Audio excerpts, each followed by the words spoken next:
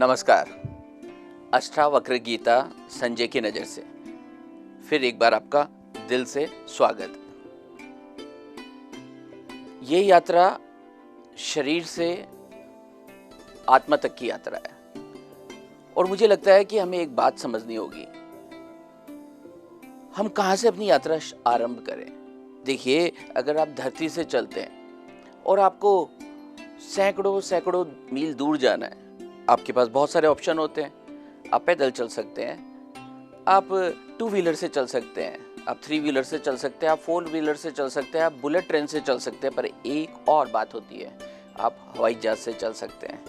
अष्टावक्र गीता कुछ हवाई जहाज से चलने जैसी यात्रा है, जो सीधा आपको इनलाइटन कर देगी, सीधा आपको नॉलेज से जोड़ देगी, सीधा आपको अपने से कनेक्ट कर देगी। और इस आध्यात्मिक यात्रा में मैं फिर आपका दिल से स्वागत करता हूँ और आपसे एक वादा भी करता हूँ। और वादा ये है कि जीवन में अगर आप वास्तव में स्ट्रेस, तनाव और साधनों से घिरे हैं तो ये यात्रा आपको बहुत रिलीफ देने वाली है। क्योंकि अष्टावक्र गीता में श्लोक संख्या 1 अध्याय 1 पहला प्रश्न हम सब लोगों का ही प्रश्न है। पहला प्रश्न है, कथम ज्ञान। दूसरा, कथम मुक्ति। थर्ड, वैराग्य च कथम। और ये तीनों बातें जो है ना, हमें तुरंत रिलीफ देगी।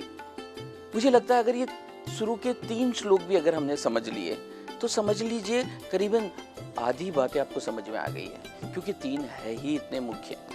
वैसे तो अष्टावक्र गीता में 20 अध्याय है और हर अध्याय में बहुत सारे श्लोक्स भी हैं, पर हम इन तीनों को अगर आत्मसात कर ले तो हमारी जिंदगी पूरी तरह से बदल जाती है। आइए थोड़ा सा रिकैप कर लेते हैं वापस, ताकि हमें आगे बढ़ना और आसान हो जाए। वैराग्य, विष के समान विषयों को समझकर छोड़ना वर्ड नहीं लिखा, यहाँ लिखा त्यागना। त्यागना खुद के द्वारा होता है, वॉलेंटरली होता है, फोर्सफुल नहीं होता। और जब हम ये समझ जाते हैं कि ये विषय क्या है, तब हम इस विषय को छोड़ने की इच्छा हमारे अंदर से पैदा होती है। पर विषय को छोड़ना है क्या? थोड़ा ठीक करिए, विषय को नहीं छोड़ना। आप जो कर रहे हैं वो आपको करना ही है, लेकिन उस विषय का जो गुलामी है, उस गुलामी को छोड़ना है। वर्ड पकड़िए, गुलामी। क्योंकि विषय के प्रति जब हम बहुत ज़्यादा आसक्त होते हैं तो हमें पता नहीं चलता कब विषय हमारे मालिक बन जाते हैं, या वो पदार्थ हमें चलाने लगते हैं, वो इच्छाएं हमारे को चलाने लगती है। इन इच्छाओं का मालिक बनना, इन आदतों का मालिक बनना, कोई चीज़ इस दुनिया में बुरी नहीं है। पर अगर आप गुलाम हैं तो आप अधीन हैं, लेकिन अगर आप मालिक हैं तो आप शहंशाह है। अष्टावक्र गीता में यही समझाया जा रहा है। वैराग्य का मतलब किसी चीज़ को तजना नहीं है, छोड़ना नहीं है, बल्कि उनको स्वयं की इच्छा से वॉलेंटरीली छोड़ना है। वो तब छोड़ सकेंगे जब हम मालिक बन जाएंगे। इसलिए विषयों की गुलामी छोड़िए, ये पहली बात बताई जा रही है श्लोक संख्या 2 में। इसके बाद ज्ञान क्या है, ये भी कितनी बड़ी बात है, क्योंकि हम सबको लगता है हम ज्ञानी हैं। हम थोड़ा पदार्थ को जान जाते हैं, हम विज्ञान को जान जाते हैं, हम क्वांटम फिजिक्स को जान जाते हैं, हम इतिहास को जान जाते हैं, भूगोल को जान जाते हैं, हम मैथमेटिक्स को जान जाते हैं और हमें लगता है हम ज्ञानी हो गए। पर ये तो विज्ञान है, बाहर पदार्थों को जानना विज्ञान है, और विज्ञान थकावट लेकर आती है। देखिए, विज्ञान को जानकर हमें बहुत दौलत मिलती है, उसके बाद में भी जितने भी दौलतमंद लोग हैं, जितने साधन संपन्न लोग हैं, वो सभी एक समय आता है जब अपने आप को अपर्याप्त, इनकम्प्लीट फील करने लगते हैं, अशांत होने लगते हैं, थकान महसूस करते हैं, नेगेटिविटी में उतर जाते हैं, और तब जरूरत पड़ती है अष्टावक्र गीता की। इसलिए श्लोक संख्या 3 के अंदर ज्ञान को बहुत ठीक से डिफाइन किया गया है कि हे राजन, तुम ना तो पृथ्वी हो, ना उस पृथ्वी पे बहते जल हो, और ना उस पृथ्वी से उड़ती हुई अग्नि हो, और ना तुम पवन हो, और ना तुम आकाश हो। ये सब तुम नहीं हो। फिर क्या हो? तो फिर क्या मैं विचार हूँ, या फिर क्या मैं भावना हूँ? नहीं राजन, तुम वो भी नहीं हो, बल्कि तुम एक चैतन्य आत्मा हो। इसको जान लेना ही ज्ञान है। देखिए ना, ज्ञान कितना अद्भुत और कितना सटीक है, क्योंकि ज्ञान आने के बाद ही तो मन शांत होता है, क्योंकि मन को शांत करने की सारी यात्रा चल रही है। हम जितनी भी लिटरेचर पढ़ते हैं वो सब मन को शांत करने के लिए सिखा रहे हैं, यानी वो जमीन पे चलना सिखा रहे हैं। पर अष्टावक्र मन से भी सीधा ऊपर जाते हैं और बोलते हैं कि मन की यात्रा करके भी आपको जहाँ पहुँचना है पहले सीधा उसको समझिए, आप एक आत्मा है और यही परम ज्ञान है। तीसरी बात जो श्लोक संख्या 4 में समझाई गई है और वो है मुक्ति कैसे हो। हम सब लिबरेट होना चाहते हैं, हम मुक्त होना चाहते हैं। हम सब लोग बंधे हुए हैं, विषयों से बंधे हैं, रिश्तों से बंधे हैं, मोह से बंधे हैं, विचारों से बंधे हैं, भावनाओं से बंधे हैं। और मुक्त तब होंगे जब हम अपना परिचय समझ जाएंगे। और मुक्ति के लिए क्या करें? मुक्ति के लिए एक ही बात समझनी है कि जो पंचतत्व के गुण हैं उन गुण को हम आत्मसात करें, जो पिछले एपिसोड में बताए गए थे। वो जब हम इस दुनिया में, संसार में जाते हैं, तब यही गुण अवगुण बन जाते हैं और वही जो मौलिक गुण उन पंचतत्वों के हैं वो हम भीतर उतरते हैं, तो हमारे अंदर सुकून, शांति, प्रेम, सौहार्द लेकर आते हैं और फिर आत्मा को समझना बहुत आसान हो जाता है। इसलिए मुक्त वो जो कि शरीर से अलग होकर स्वयं को चैतन्य आत्मा, बोले नहीं, सुने नहीं, हाँ अनुभव करें। अनुभव करना एक अलग बात है, सुनना एक अलग बात है, जानना एक अलग बात है, पर अनुभव करना तो भावनाओं से भी परे चले जाना है। भाव उठते हैं और चीज़ गहराई में उतर जाती है। मुझे लगता है कि इस बात को समझना होगा, आत्मसात करना पड़ेगा, तभी मुक्ति है। सुनने से काम नहीं चलेगा।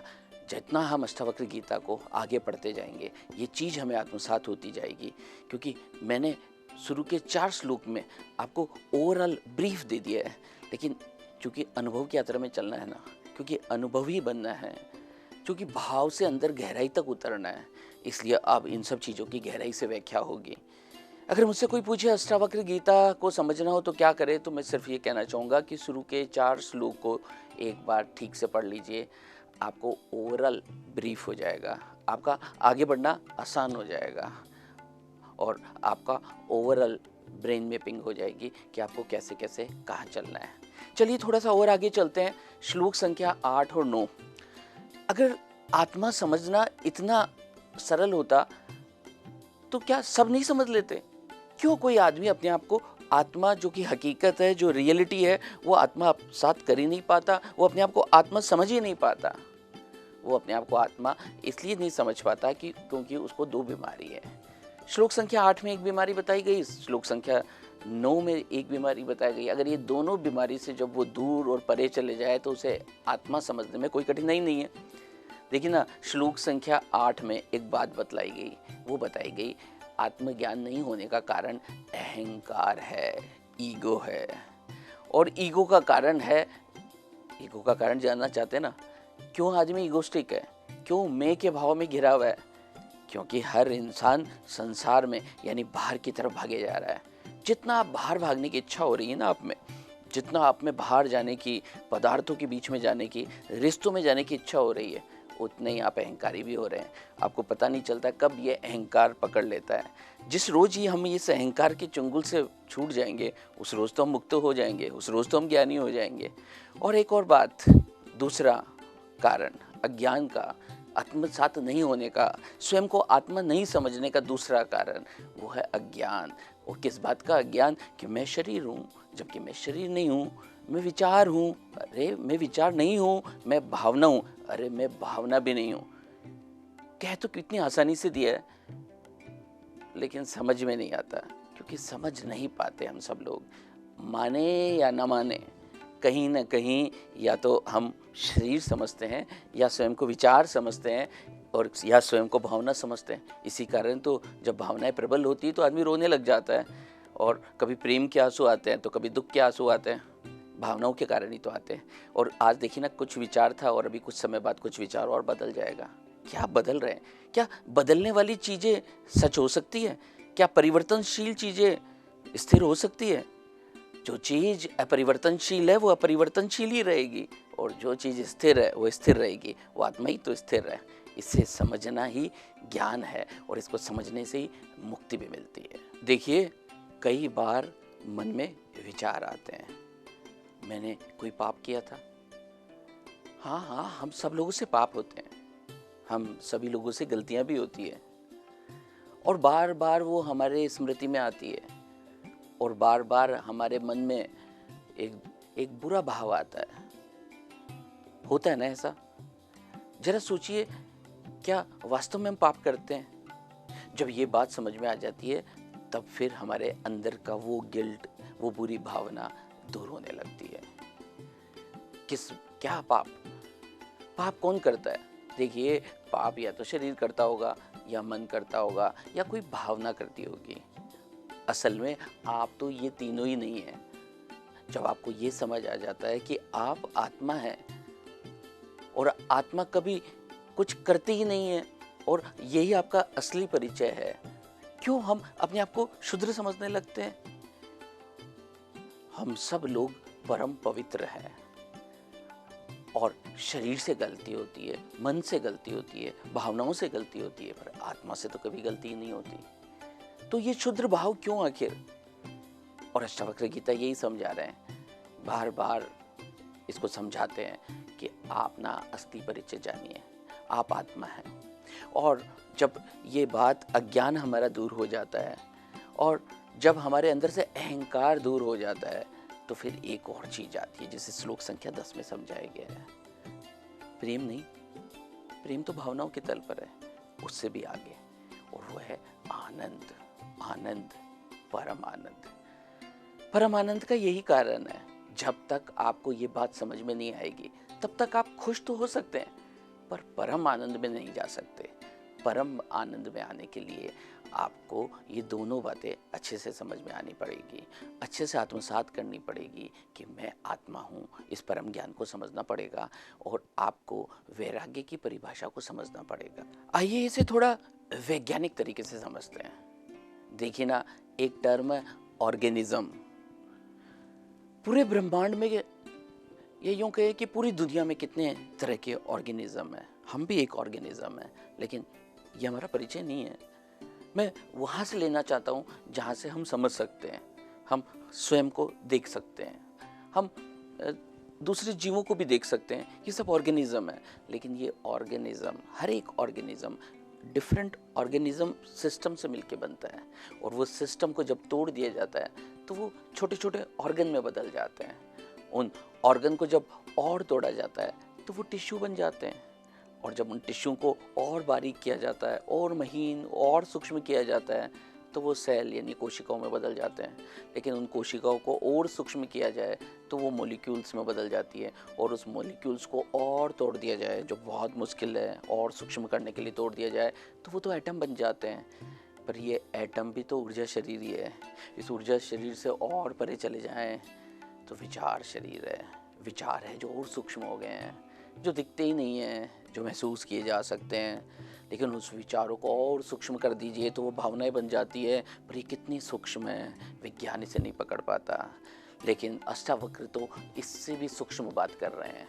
वो विचार और भाव से भी परे साक्षी की बात करते हैं। साक्षी भाव जब आता है, जब हम साक्षी की तरह स्वयं को देखने लग जाते हैं, तो हम वास्तव में बहुत ताकतवर बन जाते हैं। आइए हम अब अगले श्लोक के अंदर आत्मा को समझते हैं, आत्मा का परिचय लेते हैं।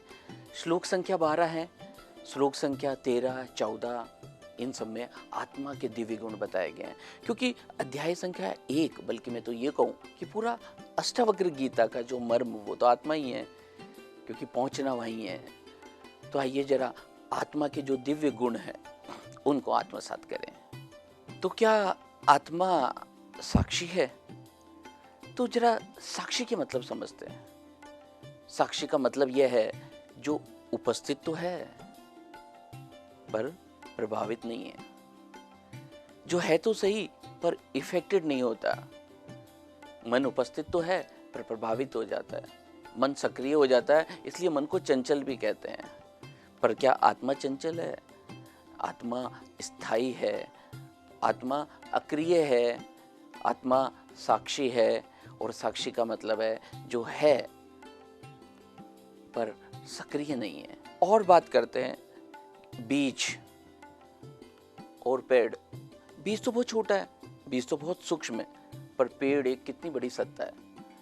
और जब पेड़ को देखते हैं तो कभी कभी लगता है कि ये कभी बीज भी रहा होगा क्या, पर हम सब जानते हैं वो तो बीज ही रहा है। हमारा भी एक बीज है, वही हमारी आत्मा है। जब इस तत्व को समझ जाते हैं तो बहुत अच्छा लगता है। बुद्ध भी ऐसा ही कह रहे थे। बुद्ध का कहना था साक्षी बनो, क्योंकि साक्षी बनने के बाद में हम ऑब्जर्वर बनते हैं, हम ऑब्जर्व नहीं हो जाते हैं, हम दृश्य नहीं बनते बल्कि हम दृष्टा बन जाते हैं। और मुझे लगता है ये बात समझना बहुत ज़रूरी है, क्योंकि कभी कभी आंखें बंद करें और देखिए अंदर चलते हुए विचारों को, कभी कभी आंखें बंद करिए और देखिए अपने अंदर चल रही भावनाओं को। और जब ये देखना सीख जाते हैं तो आप साक्षी बनना सीख जाते हैं।